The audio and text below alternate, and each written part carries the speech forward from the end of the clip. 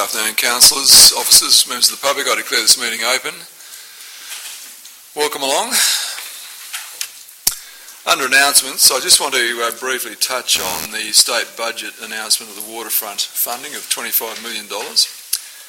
And it's really important, I believe, to urge all our businesses to take full advantage of that, whatever that might mean for our city. I think it's going to be a significant shot in the arm for our economy and give plenty of opportunities for business development and also further attraction to our city. Councillor McGuinness is a late apology. He's unwell. Councillor Giles is on leave. Declarations of interest.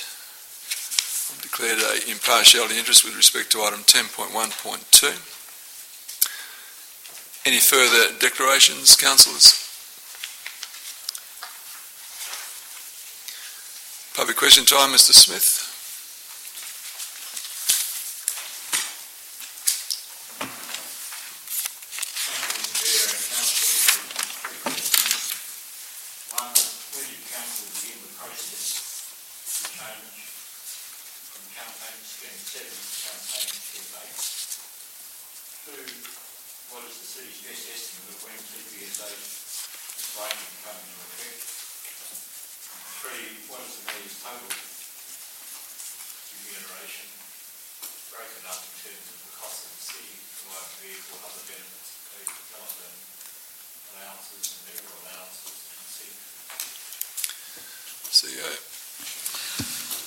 Thank you, Mr. Mayor. In relation to question 1, on the 29th of the 11th, 2011, Council resolved to formally initiate a review to develop the new City of Bunbury Local Planning Scheme number 8.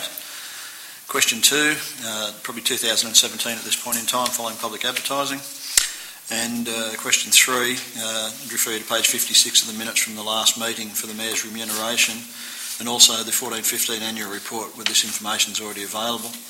Finally, the Mayor reimburses in full any private use for his vehicle, therefore there's no financial benefit.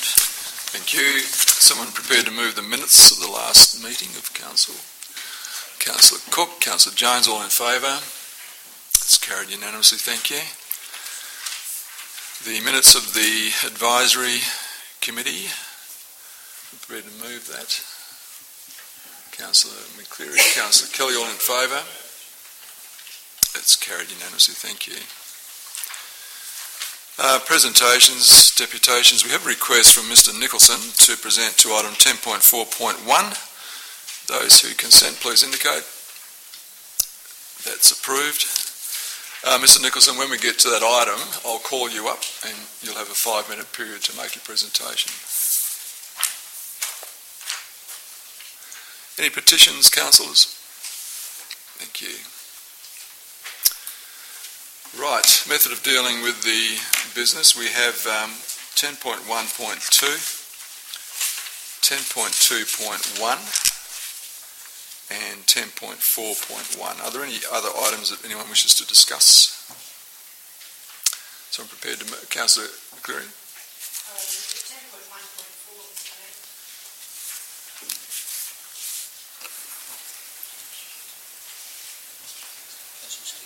Councillor Steele. 10.1.1.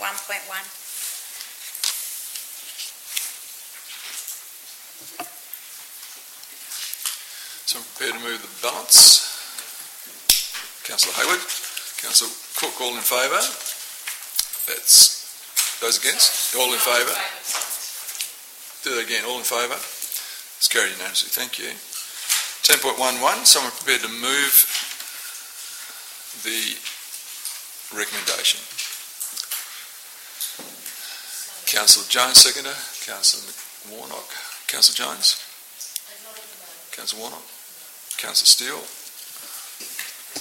Yes, I would like to actually put this on hold, only because, if I get a seconder first. No, just you're moving, give us the explanation. You want it deferred, okay, Councillor Steele? Yes, I do want it deferred, only because we haven't seen this, the community grants policy yet, and also information I received today was that we haven't actually voted to actually cease the discretionary funds indefinitely or forever.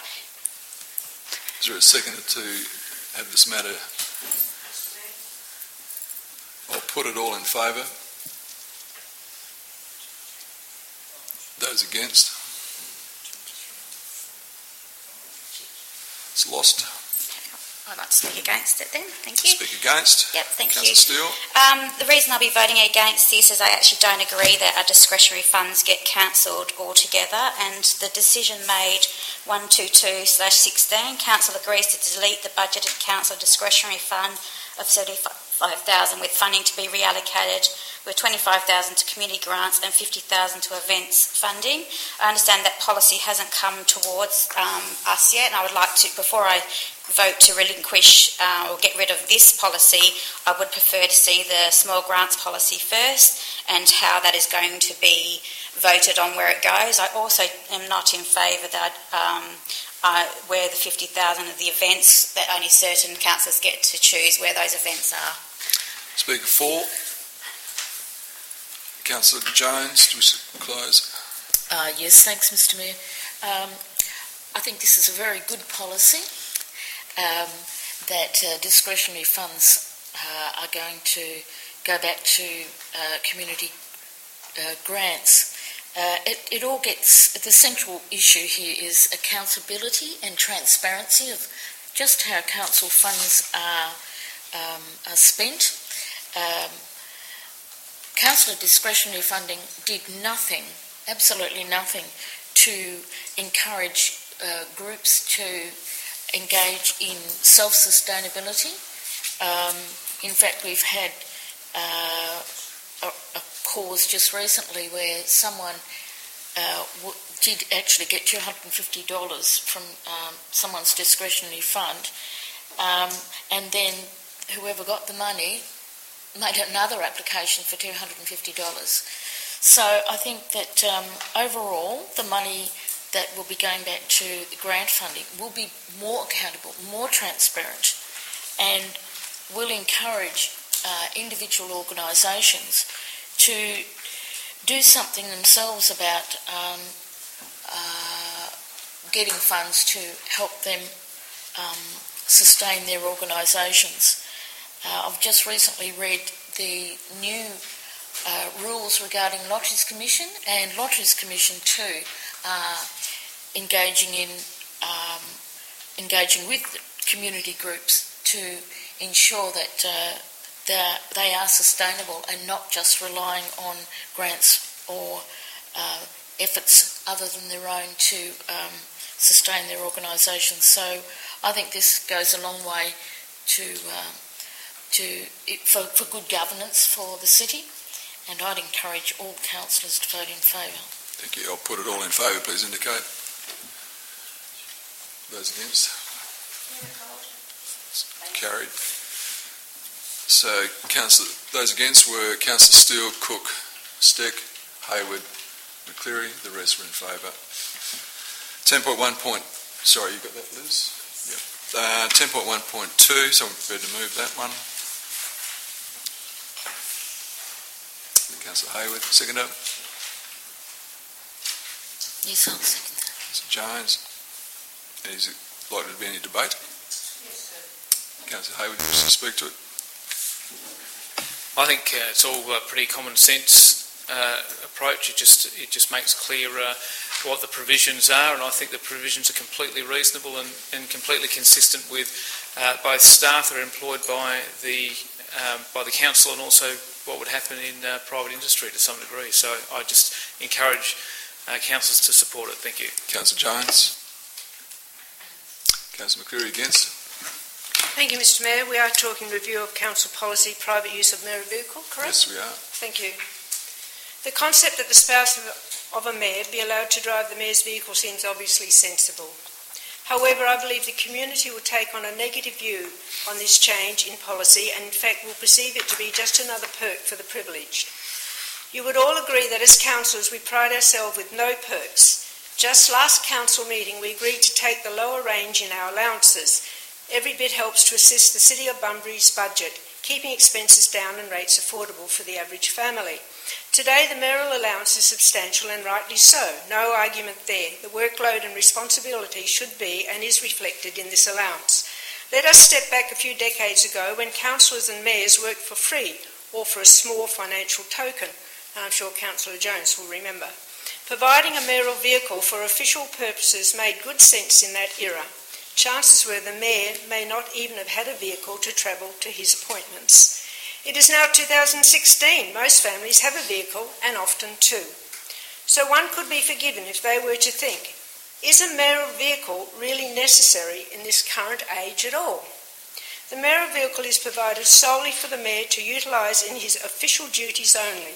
If the vehicle is to be utilised by someone other than the mayor, it is a fringe benefit, which was never the intention of council in providing a mayoral vehicle in the first place. Thank you. Speaker 4, Councillor Hayward. Thanks, Mr Mayor. Again, I just want to point out that this is a policy that was already existing. So we're not making a decision tonight about whether the mayor has a vehicle or doesn't have a vehicle. We're simply clarifying a single line in the policy that says that in some circumstances that the spouse of the mayor can use the vehicle, and that is completely appropriate. There may be numbers of reasons why that would be required or needed or be an advantage, and to be honest, I think it's quite silly for us not to accept this change and accept the change in the policy. So I just encourage all councillors to support it. Thank you. Thank you. All in favour, please indicate. Those against? That's carried. Councillor Steele, Steck and McCleary against. The rest were for. 10.1.4, so I'm prepared to move that.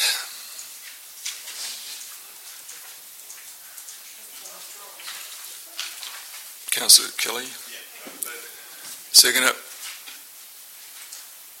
10.1.4, councillors. Councillor Cook, Councillor, is there likely to be any debate on this? I suppose Councillor McCreary, you wish to debate it? Councillor Kelly, do you wish to speak? Not at this stage, thank you, Mr Mayor. Councillor Cook. No, thank you. Speaker against, Councillor McCleary. Councillors, I urge you to keep the original policy on infringement withdrawals. The policy prevents and protects our staff and councillors from being accused of acting corruptly. We were informed at last week's briefing that there has been only approximately 4 infringement withdrawal requests tabled at the council in the past year, so it's hardly work intensive for staff to prepare reporting documents for a council meeting. We pride ourselves in being transparent. If it's not broke, don't fix it. Definitely applies to this policy. We have not had any negative publicity in regards to the requests that have been come before council, proof that the policy is active and working well. I'll be voting against any change in the infringement withdrawal. Thank you. Speaker 4, Councillor Hayward. Again, I'd just like to encourage you to support this change. The reality is that if the infringement is not successful and goes ahead, then the person who has made the application already pays the penalty. So I don't understand why there's a necessity to bring it back to council when they've already been penalised for it. That's the first thing. And the second thing is that if it comes to council, there's actually nothing that we can do about it except just receive it. So I think it doesn't make any sense to me as to why it was in the original policy, and I think that our officers have made some good alterations and we ought to support it. Thank you very much. Further speaker against. Councillor Kelly to close. Just to say that during the policy meeting, Mr Mayor, we discussed this, and it was clear to us at the time that the reason for the change was to ensure that we didn't necessarily double handle or create extra work. Where a request for an infringement is not withdrawn, it's the application's made, it's been denied, that's the end of the story. I think just to remind everybody that if there is any question about any number of infringements that people may request to have withdrawn, it's up to any elected member to merely contact the CEO and ask at any time. So this brings the ones that are withdrawn to our attention. That's the business of our council, that we must keep an eye on that. So ask people to support this recommendation. Thank you, Mr Mayor. Thank you. I'll put it all in favour, please indicate.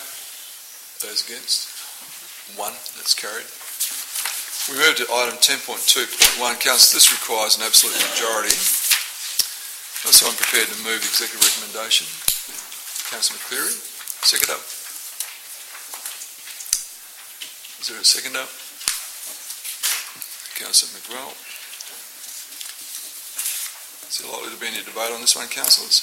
Sir, I'd like to defer this item, and I use my right as a councillor to invoke the causes for a deferral to lay it on the table, and I'll give you 3 reasons, but I have major concerns with it. You know I have. But the couple of reasons that I will give you, just 3, is that we've got a corporate vehicle replacement program of $865,885 just for 2018. Then in 2019, 2020, we have corporate vehicles of $324,000 and beyond. That's the first one that I have an issue with, and I've been asking for a corporate plan or a corporate space of how many vehicles we have, when were they purchased, who drives them, what kilometres they are, and everything else like that. I also refer you to, sir, that, just excuse me for a second, I think in this plan the seniors are the worst ones that are going to get anything out of our budgets and out of anything, because they're lucky to get $6,000 a year when city sister relationships are going to get $119,000 a year, up to $123,000 a year. If you want me also to go, sir. So, Councillor Steck, they're the 3 reasons you want to have this matter deferred. Oh, sir, I've got several. Well, that's enough. Okay, you mentioned sir. 3 at the beginning. Is there a seconder to Councillor Steck's, Councillor Steele? I'll put it. All in favour? Those against? That's lost. Do you want that recorded? I hope you're ready for the backlash. Can we, Councillor McCleary, do you wish to speak? No, thank you, Mr Mayor. Councillor McGwell, speaker against. Councillor Steck. Thank you, sir. For a start, let's just go back to basics, shall we? Let's just have a look at what our operating budgets are and what we're going to do. What we're going to do is provide many things for this community. But the first thing we're going to do is provide $45,000 a year for new telephones and equipment. And since I've been on this council, that happens every single year. Every single year. $40,000 or $45,000 for chairs and replacement over the next 4 years. I don't know about any of you, but I have an office at home. But for the last 7 years, I've had the same desk and the same chair. Why, over this organisation, is it every single year we are replacing over, $5,000 every single year? And the other thing is that even in replacement of corporate telephones and gizmos and gadgets, 206 people of our staff have them. We don't even have an itinerary of who has what. We're spending money of the tune of $30,000 a year. And to be truthful, actually, $55,000 a year. So where is the money all going? So if you want me to drill down, I can drill down on heaps of things, because office equipment and replacement of chairs goes $5,000 all the time now. That's insignificant. But what is significant for me is how come we have a replacement of corporate vehicles of $865,000, $885? Where is that money going? To what fleet do we own? None of you in this room know what you own in the fleet. None of you. I've asked for it, but I haven't got it. And I know none of you've got it. So you are endorsing something that you don't even know the facts. And the facts are, you don't know how many vehicles you have, you don't know when they were purchased, you don't know how many staff drives them, you don't know what the kilometres are on them, and you don't know what they're worth. And you don't even know if they're leased or owned. But yet you are endorsing $865,885. And yet, the next year after, we're going to endorse $324,432,000. So I don't know if any of you in this room absolutely accept that, but I personally do not. Because I've been asking, as I said, for 6 years, the fleet, and I still haven't got it. And if you want me to just continue to argue, well, guess what? There's a couple of other things. The seniors, I pointed out, they're going to get $5,000 a year to run their seniors expo thing. That's all they're going to get. We spend millions of dollars on sport. Grantley, we should do. We spend millions of dollars on art. We should. We spend millions of dollars as well on multiculturalism, even the new museum. But over a third of our community are seniors, and you are not absolutely prepared to deal with them for the next 15 years. This is a 15-year document, and in a 15-year time frame, you've got less than $5,000 for each of the seniors. And not only that, it says we're not going to employ anybody for 15 years. But yet, if you had a look at your iPad today, you would have noticed that the ELT meeting said they're going to employ 2 new staff. And yet we've got 2.5% on rates, and yet we haven't even put in this plan the extra amount of money that it will cost us for the enterprise bargaining agreement, for the superannuation costs, and also for the insurance costs. Now, I can go on and on and on, but I know that no one in this room is in the mood for it. But I can tell you this, I won't have egg on my face in the community, but if you vote for this, you all will. Speaker 4, Councillor Morris. Just a question. What would be the ballpark figure for a new rubbish truck? Mr Harris might know. Through you, Mr Mayor, it's probably somewhere between $300,000 and $350,000. So we could be taking a look at 2 new rubbish trucks within a year. Is that right? And looking at $700,000. Generally, we purchase our rubbish trucks 5 at a time. So if we were purchasing next year, we'd probably be looking at about 1.5, but that's not the case for next year. Thank you, sir. Speaker 4. Point of order, sir. Heavy-duty vehicles is not the fleet. So Councillor Morris's comments are invalid to the comments that I said. Take a seat, thank you. Speaker against. Councillor McCleary to close. Thank you, Mr Mayor, and I thank Councillor Steck for going through so very well through all that information and coming up with those suggestions and concerns. And I validate the fact that there are concerns if you're not on the other side of the table.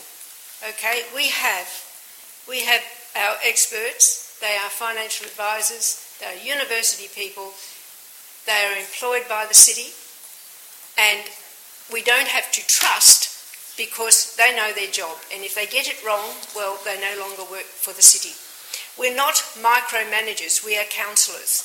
And yes, when you are on the other side of the table, everything seems so simplistic. It's not that simplistic. And I believe that our executive in the financial management part, with the CEO and all the other departments, they come together and they nut it out. It takes them months.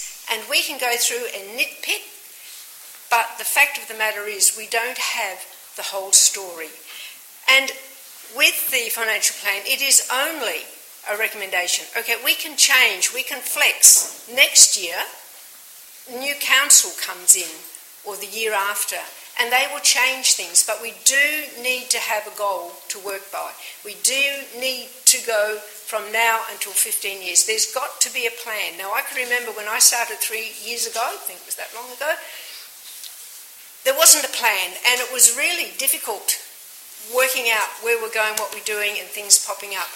I see a plan now, and yes, I can criticise that plan. At least there's a plan there, or I can praise it, or we can together move things around or discuss it with our executives. So I fully support the recommendation, and I hope other councillors will. Thank you, Mr. Thank you. Mayor. This Point of requires... order, sir. There was a plan when Councillor McCleary was elected, and I would just like that on the record. Thank you. This requires an absolute majority of councillors. Please remember that. All in favour, please indicate. Those against? 2, that's carried by an absolute majority. Thank you. 10.4.1, Mr Nicholson.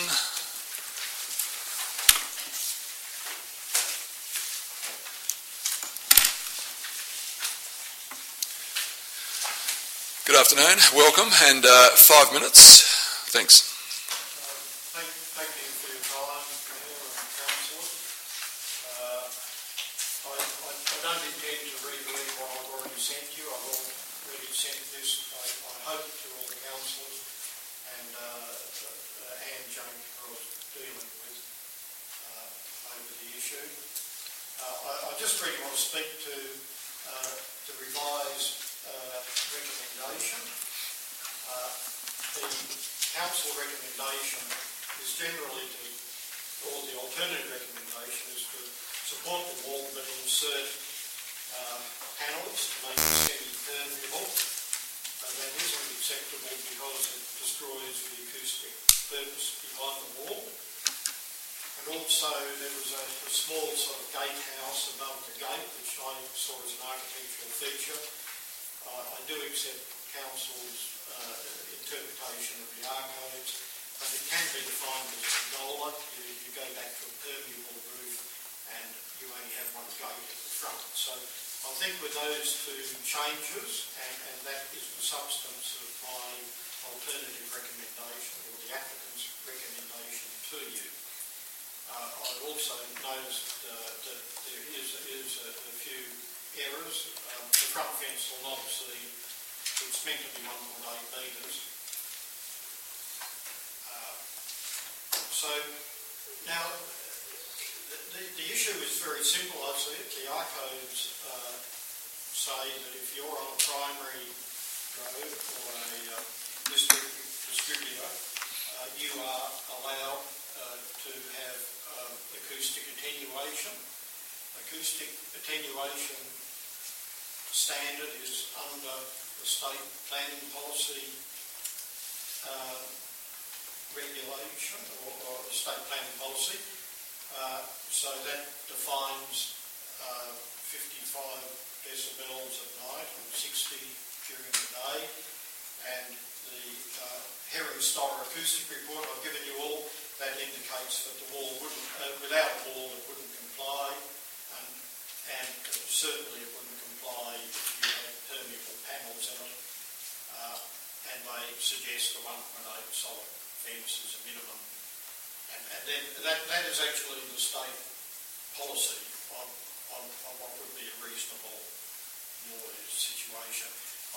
We have made compromises, or I'm only the applicant, but have made compromises to the extent that the gates are permeable and the little gatehouse is now without a roof and no walls. So to that extent, there's compromise. But on the larger issue, also that will be the new private yard area at the front, because there will be a strata development in the back and the living room and the bedrooms at the front. So it's not as if we can change around the nature of the existing house. All of that front is important. It is a busy road. No one say Blair Street isn't. 20,000 vehicles per day is a busy road, even in the urban context. We should be very proud of that busy road. But it's just a simple matter that we should be allowing acoustic attenuation. Now, I do a bit of condition reviewing in councils south of Metro South West region, so I don't lightly suggest reasons which aren't valid. The two reasons I'm suggesting you should approve the alternative recommendation. One, the applicant demonstrated the need to attenuate the noise impact on on the property as per R Code 5.2.4, page 4. So I'm just simply saying the report, your report you were given by your staff did say I hadn't demonstrated it. Well, I have demonstrated it. And the statistics are actually from your engineering department form the basis of that. And the reason number 2 is the proposed gate has been defined as a pergola, not a building, hence it can remain on the current set out to the boundary. So I think in the report you were given, the gatehouse structure was seen as a building and therefore it had to be behind the setback line. But it's quite common to have these structures approved at fence level and they just need to constitute a pergola. So any questions? No, we don't have that opportunity, but thank you, Mr. Nicholson. Councillors, we have, thank you. We have recommendations there, including an alternate. Mr Mayor, please. Can I have a question? Yes, please. Sure, go ahead. Just to clarify, because Mr Nicholson mentioned an alternative motion, was he speaking about the executive's alternative, or is there another one? I believe there's another one that I haven't seen, but I believe that Councillor Kelly's arranged for our secretary to put that up. Thank you. How many councillors have actually seen this before tonight? A couple? About 4. Okay. So we're at a bit of a loss here. So that's it there, Councillor McCleary. Thank you.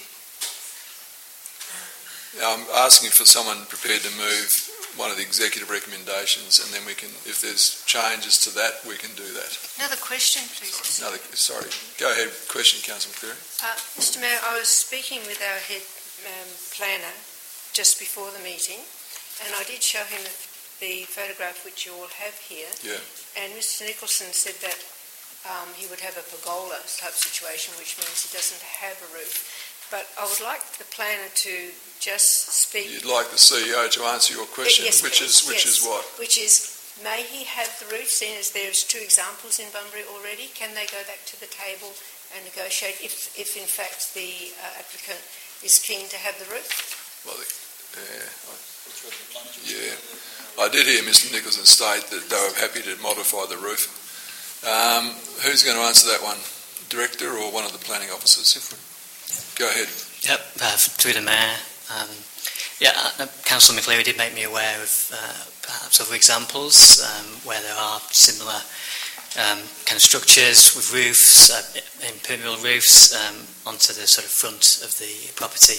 Unfortunately, I've not had the chance to sort of go and see the context of those examples and whether they apply in the same way to this example that's before you tonight. I can go and do that, but obviously not right at this moment, so we need more time to look at that. Obviously, the assessment of the structure as presented in the submission has been assessed in the report tonight. It is considered to be a building in relation to definitions in the R codes, and again, the policy in the R codes doesn't allow for the buildings to be right up against the front of the lot's boundary on the primary street. So, as I said, the applicant has conceded and compromised on that point to change the structure, remove the impermeable roof and turn it to a permeable structure or no structure on the roof. So councils have the option to consider that. Thank you. Question? Are you moving it? Yeah, just a question, if I may. Just have our staff had a chance to review this particular alternative motion, and do they have a particular strong view, I wonder? CEO, have you had a chance to review that? Yeah, Planning Secretary, Mr Mayor, I'll put it through Mr Farnsworth. Yep. Thank you, Mr Farnsworth? The answer is no. We haven't had a chance. And more the point, it would set a precedent. The R codes are silent on pergolas in the front setback because it's not envisaged, but it definitely is dealt with in the side setbacks and rear setbacks, and there must be a setback for a pergola. The R codes don't refer to a pergola at all or any other structure. They refer to a building. So there's a loophole in the R codes that we don't know what the implications would be. So formulation of a policy position to accommodate this, but give you clear confidence that we can approve this kind of thing in the future would be helpful. So we'd like to understand that. And the second part is, as Matthew's explained, the example photo is shown, but we have to investigate what does that mean. Other than that, the rest of the proposal in relation to the cutaways or permeability issues would set a precedent clearly against the R codes, and I would suggest to you that we would probably be dealing with similar trend now on Spencer Street, Forest Avenue, Beach Road, etc. Might be helpful, councillors, if we move and second this and then someone moves, we defer this for a fortnight. You can ask a question, just stand up. Sorry, I should have asked Councillor Hayward to stand up.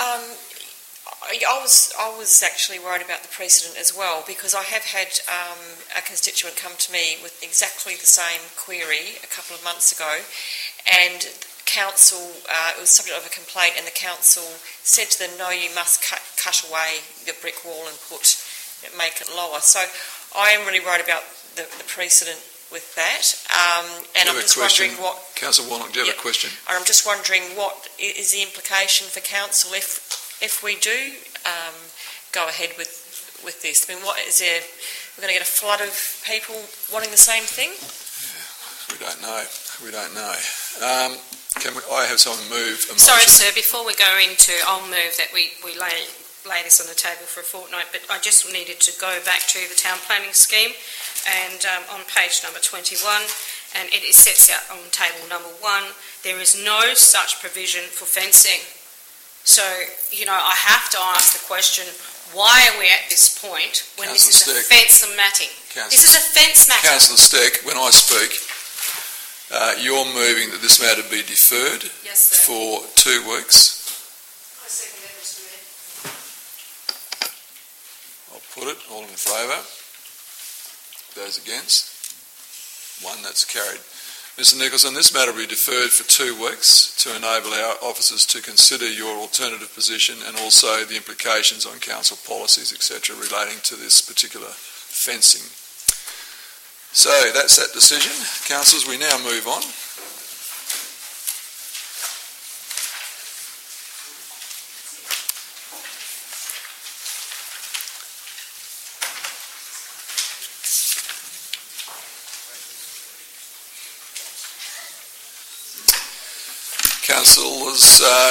Councillor Cook requests leave of absence. Someone move. Councillor Steele, seconder. Councillor Kelly, all in favour. It's carried unanimously. Councillor McGwell, 11.2, seeks leave of absence. Councillor Hayward, Councillor Kelly, all in favour. It's carried. Thank you, councillors. Thank you, officers. And ladies and gentlemen, I declare the meeting closed at 6:07 p.m.